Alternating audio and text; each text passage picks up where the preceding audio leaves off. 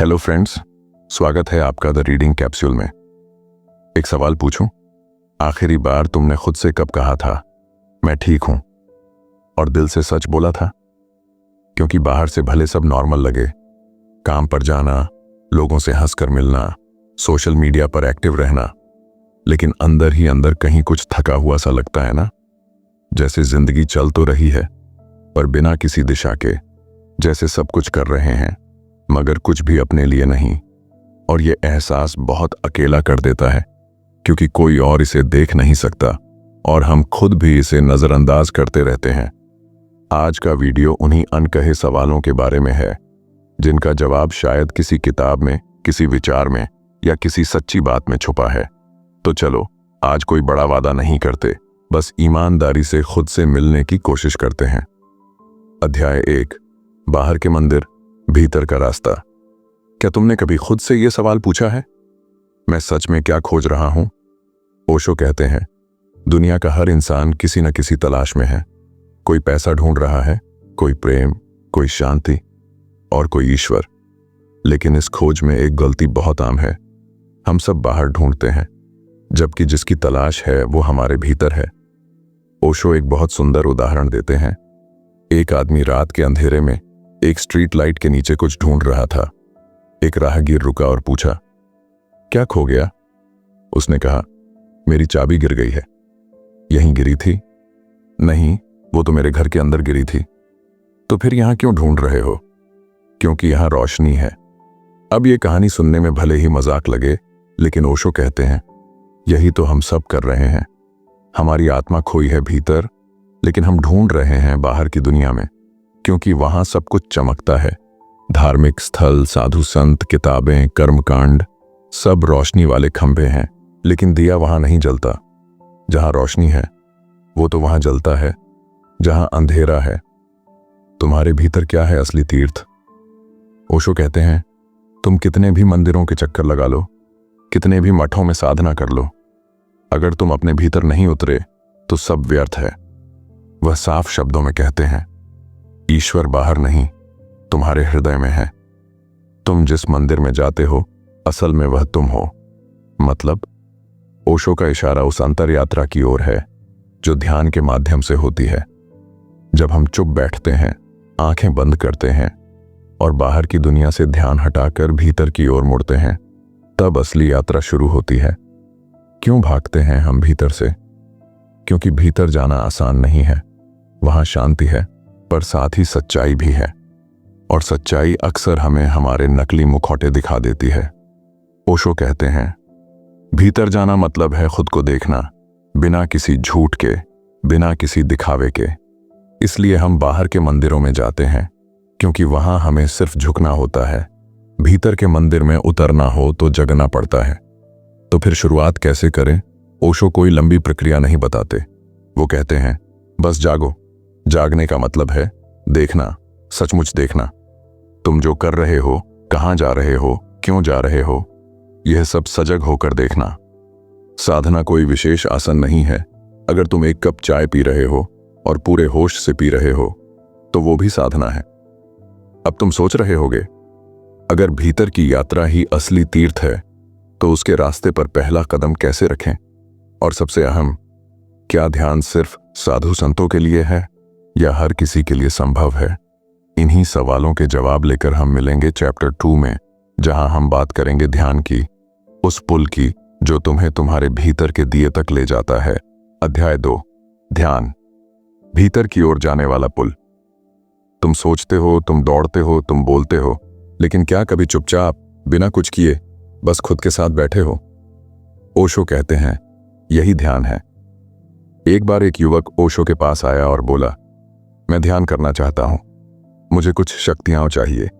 मैं हर दिन 1 घंटा आंखें बंद कर लेता हूं, लेकिन कुछ होता ही नहीं। ओशो मुस्कुराए और बोले, तुम 1 घंटा आंखें बंद करते हो, लेकिन तुम्हारा मन तब भी आंखें खोलकर भाग रहा होता है। ध्यान आंखें बंद करने से नहीं, भीतर जागने से होता है। इस जवाब में ही ध्यान का सार है। तो ध्यान क्या है? ओशो के अनुसार ध्यान कोई क्रिया नहीं है। ध्यान का मतलब है सजग रहना, पूरी तरह जागरूक होना। जैसे अगर तुम खाना खा रहे हो और हर निवाले को महसूस कर रहे हो, स्वाद, बनावट, सुगंध, तो वो भी ध्यान है। अगर तुम किसी को सुन रहे हो और पूरे होश से सुन रहे हो, बिना जवाब सोचते हुए, तो वो भी ध्यान है। ध्यान का मतलब है तुम जो भी कर रहे हो उसमें पूरी तरह वर्तमान होना। ध्यान कोई धार्मिक क्रिया नहीं बल्कि एक जीवन जीने की कला है। क्या ध्यान में बैठना जरूरी है? ओशो ध्यान के पारंपरिक रूपों को तोड़ते हैं। वो कहते हैं ध्यान कोई ऐसा काम नहीं है जिसे सिर्फ मौन में या पद्मासन में ही किया जा सकता है। वो जिक्र करते हैं अपने बनाए ध्यान पद्धतियों का, जैसे डायनामिक मेडिटेशन, कुंडलिनी ध्यान, नाद ब्रह्म ध्यान, जिनमें शरीर को पहले हिलने डुलने दिया जाता है ताकि भीतर का जाम खुल सके और फिर मौन उतर सके। उनका कहना है जब शरीर और मन की गंदगी बह जाती है तब भीतर का दिया अपने आप जलने लगता है। तो ध्यान कोई बैठने की तकनीक नहीं बल्कि भीतर जाने की ईमानदार कोशिश है। ध्यान में क्या होता है? सबसे पहले आता है अंतराल। थोड़ी देर के लिए विचारों की आवाज धीमी पड़ने लगती है। तुम्हें पहली बार यह एहसास होता है कि मैं अपने विचारों से अलग हूं। यही पहला बड़ा मोड़ है। इसके बाद धीरे धीरे भीतर एक गहराई पैदा होती है, एक शांति जो किसी वजह से नहीं है, एक मौन जो तुम्हारे भीतर था ही लेकिन तुम्हें सुनाई अब देने लगा है। ध्यान से क्या बदलता है? तुम कम प्रतिक्रिया देने लगते हो क्योंकि अब तुम घटनाओं के गुलाम नहीं, उनके साक्षी हो। तुम कम बोलते हो लेकिन जो बोलते हो उसमें वजन होता है। तुम खुद को हल्का महसूस करते हो, जैसे कोई पुराना बोझ उतर गया हो। और सबसे बड़ी बात, तुम्हें किसी और से कुछ पाने की जरूरत महसूस नहीं होती क्योंकि जो तुम्हें चाहिए था वो तुम्हारे भीतर ही था। क्या ध्यान कठिन है? ओशो कहते हैं ध्यान कठिन नहीं है, तुम्हारी पकड़ कठिन है। तुम पुराने विचारों, आदतों, धारणाओं को छोड़े बिना ध्यान नहीं कर सकते। तुम ध्यान नहीं करते, ध्यान घटता है जब तुम अपने करने को छोड़ देते हो। तो अब जब हमने समझा कि ध्यान क्या है, क्यों जरूरी है और कैसे किया जा सकता है, एक सवाल उठता है, अगर भीतर इतनी शांति और प्रकाश है तो हम बार बार भूल क्यों जाते हैं? क्यों हर बार ध्यान से जुड़ते ही कुछ खींचकर हमें बाहर की उलझनों में ले जाता है? क्या यह सिर्फ आदत है या कुछ और? चैप्टर 3 में हम इसी सवाल की गहराई में उतरेंगे और समझेंगे अहंकार को, वो दीवार जो हमें अपने भीतर के दिए से अलग कर देती है। क्या तुम तैयार हो उस दीवार को पहचानने के लिए? मिलते हैं अगले अध्याय में। अध्याय 3, अहंकार। दिए और तुम्हारे बीच की दीवार कभी गौर किया है? जब कोई तुम्हारी आलोचना करता है या तुम्हारी गलती बताता है तो भीतर कुछ चुभता है, एक गुस्सा सा आता है, एक असहजता होती है। लेकिन क्यों? क्योंकि वो तुम्हारे उस हिस्से को छू गया जिसे तुमने सालों से एक सुनहरी परत चढ़ाकर सबसे छिपा रखा है। वो हिस्सा है मैं, तुम्हारा अहंकार। अहंकार क्या है? ओशो कहते हैं अहंकार तुम्हारा असली मैं नहीं है, यह सिर्फ एक छवि है जो तुमने अपने और दूसरों के लिए बना रखी है। जैसे मैं बहुत अच्छा हूं, मुझे कोई नीचा ना दिखाए, मैं दूसरों से बेहतर हूं, मेरी राय सबसे सही है। ये सब बातें एक कृत्रिम पहचान से आती हैं, एक ऐसा मुखौटा जिसे हम असली चेहरा मान बैठे हैं। यह मुखौटा बनता कैसे है? जब बच्चा पैदा होता है तो उसके पास कोई मैं नहीं होता, वो बस होता है बिना किसी पहचान, बिना किसी तुलना के। लेकिन जैसे जैसे समाज उसे नाम, रंग, धर्म, अच्छा बुरा, सही गलत सिखाने लगता है, वो धीरे धीरे एक झूठी पहचान बना लेता है। ओशो कहते हैं ये पहचान तुमने खुद नहीं बनाई, ये समाज ने तुम्हें दी है और अब तुम उसी पहचान को सच मान बैठे हो। यही है अहंकार। अहंकार की सबसे बड़ी चाल क्या है? ओशो बताते हैं अहंकार कभी भी सीधा हमला नहीं करता, वो हमेशा धर्म, कर्तव्य या सम्मान के कपड़ों में आता है। उदाहरण के लिए, कभी तुम किसी को माफ नहीं कर पाते क्योंकि उसने मेरी बेइज्जती की थी। यह तुम्हारा सच नहीं है, यह तुम्हारा अहंकार बोल रहा है। या कभी तुम किसी से सॉरी नहीं कहते सिर्फ इसलिए कि मुझे झुकना पसंद नहीं। ये तुम नहीं हो, ये तुम्हारी दीवार है। तो क्या अहंकार गलत है? ओशो का जवाब सीधा है, अहंकार सही या गलत नहीं है, वो बस झूठा है। और झूठा कुछ भी हो, चाहे जितना सजाया जाए, वह तोड़ता है, थकाता है और अंततः रोकता है। अहंकार वो पर्दा है जिसके पीछे तुम्हारा असली स्वरूप छिपा है। जब तक ये पर्दा गिरता नहीं, तुम अपने भीतर के दिए को नहीं देख सकते। ध्यान ही इसका उत्तर है, लेकिन ऐसा ध्यान जो ईमानदारी से किया जाए, जहां तुम खुद को देख सको बिना बहाने बनाए। ओशो एक सुझाव देते हैं, रोज कुछ देर के लिए चुपचाप बैठो और खुद से पूछो, आज दिन भर मैं कहां मैं बनकर खड़ा रहा। ये छोटा अभ्यास धीरे धीरे उस दीवार में दरार डाल देता है। जब अहंकार गिरता है तब क्या होता है? ओशो कहते हैं, जब तुम मैं को छोड़ देते हो तो पहली बार तुम उस मौन से मिलते हो जो तुम हो, और वही मौन तुम्हारा मंदिर है। वहीं वो दिया जलता है जिसकी रोशनी तुम्हें खुद को दिखा देती है। तो अब जब हमने देखा कि कैसे अहंकार हमें खुद से काट देता है, अब अगला सवाल उठता है, अगर मैं नहीं हूं तो फिर मैं कौन हूं? क्या मेरी असली पहचान कुछ और है? कोई ऐसा हिस्सा जो ना कभी बना है, ना कभी बिगड़ा है? ओशो कहते हैं, उस सवाल का जवाब है आत्मा। चैप्टर 4 में हम उसी रहस्य की ओर बढ़ेंगे, वो मैं जो झूठा नहीं है, जो बस है, शुद्ध, मौन और चिरंतन। क्या तुम तैयार हो अपनी असली पहचान से मिलने के लिए? अध्याय 4, आत्मा, जो न बदली है न टूटती है, बस है। तुम जो समझते हो कि तुम हो वो नहीं हो, और जो तुम हो उसे अब तक जाना नहीं है। तुमने ये तो सुना ही होगा, आत्मा अमर है, शुद्ध है, शांत है, पर क्या कभी उसे महसूस किया है? ओशो कहते हैं, आत्मा कोई धारणा नहीं, कोई सोच नहीं, आत्मा एक अनुभव है, तुम्हारे होने का अनुभव। मैं कौन हूं? इस सवाल से शुरुआत होती है। ओशो इस अध्याय में हमें एकदम सीधे और सरल सवाल से टकराते हैं। अगर मैं शरीर नहीं हूं, मन नहीं हूं, विचार नहीं हूं, अहंकार भी नहीं हूं, तो फिर मैं क्या हूं? बहुत लोगों को लगता है कि यह सवाल दार्शनिक है, किताबों तक सीमित है, लेकिन ओशो कहते हैं, यह सवाल अगर भीतर से उठे तो यही सवाल तुम्हें मोक्ष तक ले जा सकता है। आत्मा को कैसे पहचाने?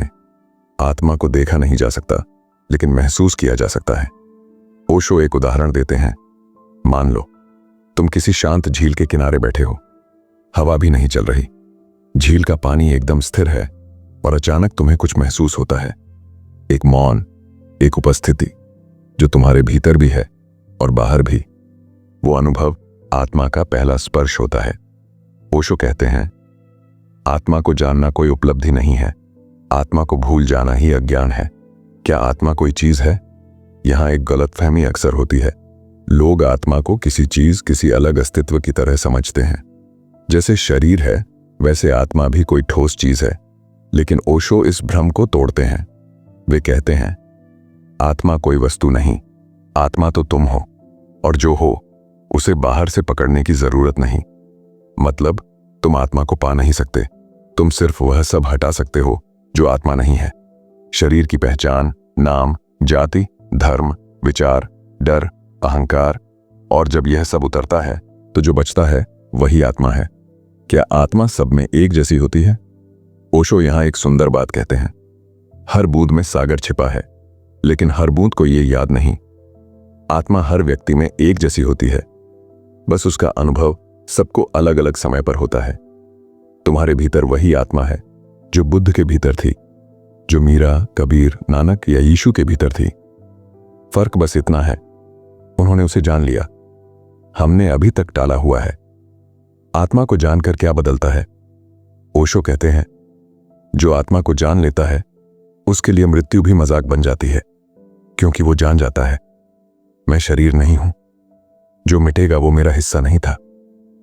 जब तुम आत्मा को पहचान लेते हो, डर चला जाता है, बेचैनी रुक जाती है, खोज खत्म हो जाती है, और जिंदगी में पहली बार शांति बिना कारण के होती है। क्या आत्मा तक पहुंचना कठिन है? ओशो कहते हैं, आत्मा तक पहुंचना कठिन नहीं है, कठिन है वो सब छोड़ना जो तुमने आत्मा के ऊपर चढ़ा रखा है। तुम्हें कहीं जाना नहीं है, बस जो नहीं हो उससे हटना है। जो बचता है वही तुम हो, शुद्ध चेतना, मौन, आत्मा। अब जब हमने जाना कि आत्मा हमारी असली पहचान है, तो अगला सवाल उठता है, अगर सब कुछ पहले से ही हमारे भीतर है तो फिर हम इतने दुखी क्यों रहते हैं, इतना परेशान, इतना अधूरा क्यों महसूस करते हैं? चैप्टर 5 में हम ओशो से जानेंगे माया के बारे में, उस भ्रम के बारे में जो हमें सच से दूर रखता है। क्या तुम तैयार हो यह समझने के लिए कि जिंदगी में जो तुम्हें खींचे ली जा रही है वो असल है या सिर्फ माया का खेल? अध्याय 5, माया। जो दिखता है वही धोखा है। तुम जाग रहे हो ऐसा लगता है, लेकिन दरअसल सो रहे हो। यही माया है। कभी ऐसा महसूस हुआ है कि सब कुछ होते हुए भी कुछ अधूरा है? घर है, परिवार है, काम है, पैसा है, फिर भी भीतर एक खालीपन। ओशो कहते हैं ये खालीपन असल में तुम्हारा सच है, और जो सब कुछ तुम्हें भरा हुआ लग रहा है वही माया है। तो माया क्या है? ओशो माया को बहुत सटीक और आसान शब्दों में समझाते हैं। माया का मतलब है जो है नहीं लेकिन प्रतीत होता है, और जो है वो छिपा रह जाता है। यानी कि हम जिन चीजों को सत्य मानकर जी रहे हैं, जैसे दौलत, पद, पहचान, रिश्तों में सुरक्षा, वे असल में अस्थायी हैं और हम उन्हें स्थायी समझ बैठे हैं। एक आदमी रेगिस्तान में भटक रहा था। उसे दूर कहीं पानी जैसा चमकता दिखा। वह दौड़ पड़ा, लेकिन जैसे जैसे पास गया वो पानी और दूर होता गया।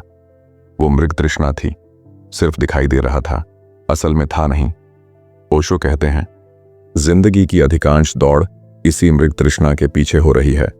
हम दौड़ रहे हैं, प्यासे हैं, लेकिन जिस ओर भाग रहे हैं वहां पानी है ही नहीं। यही है माया। माया कैसे काम करती है? माया की सबसे बड़ी शक्ति है ध्यान भटकाना। तुम्हें हर वक्त लगेगा कि कुछ और मिल जाए तो मैं पूरा हो जाऊं। एक और प्रमोशन, थोड़ा और प्यार, थोड़ा और नाम, और एक दिन शांति। लेकिन जैसे ही वो चीज मिलती है मन तुरंत अगली चीज की तरफ भागने लगता है। ओशो इसे मन का भ्रमजाल कहते हैं। मन को हमेशा बाहर दौड़ने की आदत है, क्योंकि अगर तुम भीतर आ जाओगे तो माया टूट जाएगी और मन का साम्राज्य भी। माया से बाहर कैसे निकले? ओशो इसका उपाय सीधे ध्यान से जोड़ते हैं। वो कहते हैं जो कुछ भी बदलता है उसे देखो, जो कुछ भी जाता है उसे पकड़ो मत, और जो हमेशा से था और रहेगा बस उसे पहचानो। ध्यान के जरिए जब तुम देखने लगते हो कि तुम्हारा शरीर बदल रहा है, विचार बदल रहे हैं, भावनाएं बदल रही हैं, तब तुम धीरे धीरे उस चेतना को पहचानने लगते हो जो बदल नहीं रही। वहीं से माया का जादू टूटने लगता है। क्या माया से डरना चाहिए? नहीं। ओशो कहते हैं माया को समझना है, उससे भागना नहीं, डरना नहीं, देखना है। माया कोई शत्रु नहीं है, वो तुम्हारा शिक्षक बन सकती है अगर तुम जाग जाओ। माया तुम्हें रोज धोखा देती है, पर उसी के जरिए तुम्हें अपने भीतर की रोशनी का महत्व भी समझ में आता है। माया और आत्मा के बीच का अंतर, माया वो है जो दिखाई देता है पर टिकता नहीं। आत्मा वो है जो कभी दिखाई नहीं देती पर हमेशा मौजूद है। माया शब्दों में है, आत्मा मौन में, माया मन में है। आत्मा साक्षी में ओशो कहते हैं जब तुम माया को पहचान लेते हो तब वो तुम्हें बांध नहीं पाती और तुम्हारा भीतर का दिया स्वयं जल उठता है। माया से निकलकर कहां पहुंचना है? यह वही प्रश्न है जिससे अध्याय का अंत और अगले अध्याय की शुरुआत होती है। माया तो टूट सकती है, लेकिन फिर क्या? जब सब भ्रम गिर जाए और तुम भीतर मौन में उतर जाओ, तब वहां क्या है? चैप्टर 6 में हम जानेंगे परम शांति के बारे में। उस मौन की बात करेंगे जिसे ओशो समाधि कहते हैं। न कोई विचार, न कोई पहचान, सिर्फ अनुभव। क्या तुम जानना चाहते हो कि आत्मा की पूर्ण अनुभूति कैसी होती है? क्या होता है जब भीतर का दिया पूरी तरह जल उठता है? अध्याय 6, समाधि। जहां कुछ नहीं है लेकिन सब कुछ है। मौन की वह स्थिति जहां तुम स्वयं भी नहीं रहते, बस शुद्ध उपस्थिति होती है। कभी ऐसा पल महसूस किया है जहां सब कुछ थम गया हो, न भीतर कोई हलचल हो, न बाहर कोई आवाज, और फिर भी तुम्हें लगा हो कि तुम पूरे हो? ओशो कहते हैं वही समाधि का पहला स्पर्श है। समाधि क्या है? समाधि कोई धार्मिक शब्द नहीं है। ओशो कहते हैं समाधि का मतलब है तुम अब कुछ नहीं रहे, न कोई नाम, न पहचान, न चाहत। तुम खाली हो गए और उसी खालीपन में परम को पा लिया। यह कोई प्रयास नहीं है, बल्कि जब सारे प्रयास छूट जाते हैं तब जो बचता है वही समाधि है। कैसे घटती है समाधि? ओशो की व्याख्या बहुत सुंदर और सरल है। वे कहते हैं, ध्यान की यात्रा जब गहराती जाती है तो पहले तुम विचारों से अलग होते हो, फिर अहंकार टूटता है, फिर शरीर की पहचान भी पीछे छूट जाती है और एक बिंदु आता है जहां तुम स्वयं भी नहीं रह जाते। तुम देखने वाला भी नहीं हो, तुम देखा जा रहा भी नहीं हो, बस होना बचता है। समाधि कोई उपलब्धि नहीं है। समाधि तो वहां पहले से थी, तुम ही ध्यान में पहुंचकर पहली बार उसे देख पाते हो। क्या समाधि सिर्फ साधु संतों के लिए है? नहीं, ओशो इसे खंडन करते हैं। वे कहते हैं, समाधि का किसी विशेष वेशभूषा, धर्म या नियम से कोई संबंध नहीं। वो हर इंसान के भीतर उपलब्ध है। जो भी पूरी ईमानदारी से अपने भीतर उतरता है वह एक दिन वहां पहुंचेगा। समाधि तुम्हारी ही प्रकृति है, तुम्हारा मौलिक स्वरूप। समाधि में क्या अनुभव होता है? यह प्रश्न बहुत स्वाभाविक है। ओशो मुस्कुराते हुए कहते हैं, समाधि में कुछ भी अनुभव नहीं होता, क्योंकि वहां कोई अनुभव करने वाला बचता ही नहीं। लेकिन फिर भी जो लोग वहां तक पहुंचे हैं वो बताते हैं, वहां गहरा मौन है, अपरिभाषित आनंद है, संपूर्ण एकता है, जैसे तुम ब्रह्मांड से अलग नहीं बल्कि उसी का हिस्सा हो। समाधि में डर क्यों लगता है? बहुत से साधक ध्यान करते करते एक बिंदु पर आकर रुक जाते हैं, क्योंकि जैसे ही मैं मिटने लगता है एक अजीब सा डर आता है। ओशो कहते हैं, वो डर मरने का नहीं है, वो डर है अहंकार के मिटने का। तुम सोचते हो कि तुम मिट जाओगे, लेकिन सच ये है कि उसी क्षण तुम पहली बार जियोगे। क्या समाधि के बाद जीवन बदल जाता है? हाँ, लेकिन बाहरी नहीं, भीतरी रूप से। तुम प्रतिक्रिया नहीं करते, जवाब देते हो, तुम व्यस्त होते हो, लेकिन भीतर शांत रहते हो। तुम अकेले होते हो, पर अकेलेपन से डरते नहीं।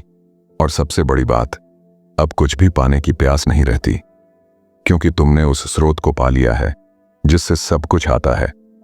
तो क्या यही अंत है?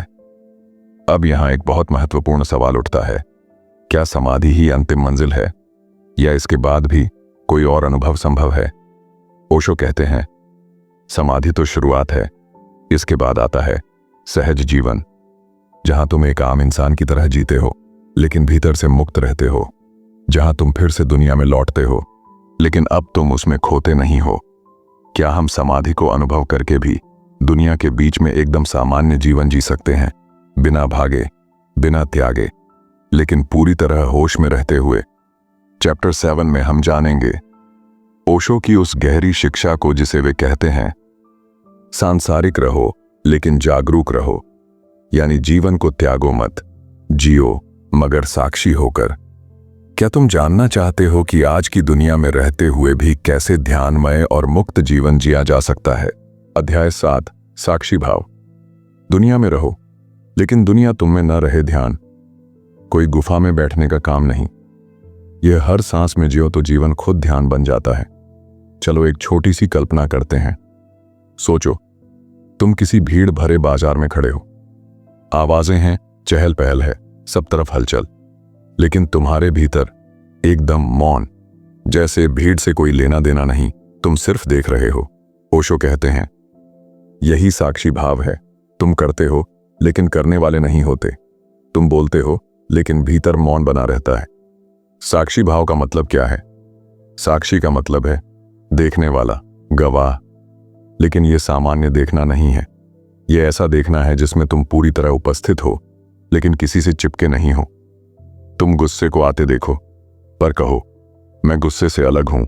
दुख आए, खुशी आए, तुम बस कहो, मैं देख रहा हूं।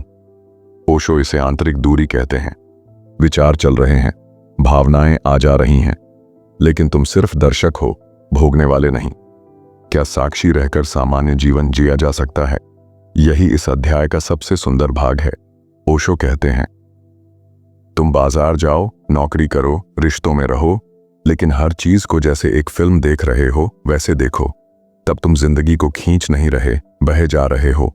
और वहीं ध्यान, वहीं समाधि तुम्हारे रोजमर्रा के जीवन का हिस्सा बन जाती है। ध्यान अब कोई क्रिया नहीं, जीने का तरीका है। इसका अर्थ क्या है? मतलब अब तुम ध्यान के लिए अलग समय नहीं निकालते। अब तुम चलते हुए, खाते हुए, बोलते हुए, सुनते हुए हर पल होश में हो। जैसे ओशो कहते हैं, तुम्हारा चलना ध्यान है, तुम्हारा हंसना ध्यान है, तुम्हारा मौन रहना ध्यान है। ध्यान अब कोई प्रयास नहीं, तुम्हारा स्वभाव बन जाता है। साक्षी भाव कैसे विकसित करें? ओशो इसका सीधा उत्तर देते हैं, शुरुआत करो छोटी छोटी बातों से। जैसे जब तुम चाय पी रहे हो तो बस चाय पीना, कोई और बात नहीं, कोई योजना नहीं, बस चाय और तुम्हारा जागना। दिन में कुछ पल पूरे होश से जियो, फिर वो पल धीरे धीरे पूरे जीवन को घेर लेंगे। जीवन में फर्क कैसे आता है? जब तुम साक्षी हो जाते हो तो घटनाएं अब तुम्हें खींचती नहीं, बातें तुम्हें उकसाती नहीं, रिश्तों में तुम बंधते नहीं, फिर भी पूरे होते हो। और सबसे बड़ी बात, भीतर एक शांत दिया लगातार जलता रहता है। यही ओशो का संदेश है, भीतर दिया जलाओ, फिर चाहे बाहर कितना भी अंधेरा हो, तुम रोशनी रहोगे। तो दोस्तों, आज हमने सिर्फ कुछ बातें नहीं की, हमने खुद से मिलने की एक कोशिश की।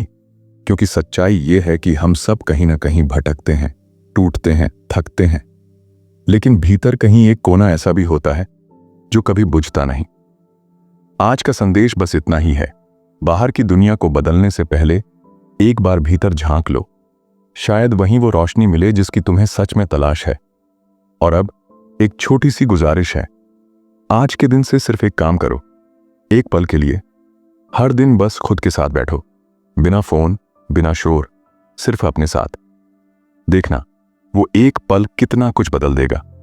अगर ये बातें तुम्हारे दिल तक पहुंची हों तो इस सफर में साथ बने रहो, सब्सक्राइब करो या कमेंट में बस इतना लिख दो, मैं सुन रहा हूं, ताकि मुझे पता चले कि हम अकेले नहीं हैं, हम सब साथ चल रहे हैं एक बेहतर, सच्चे और हल्के जीवन की ओर।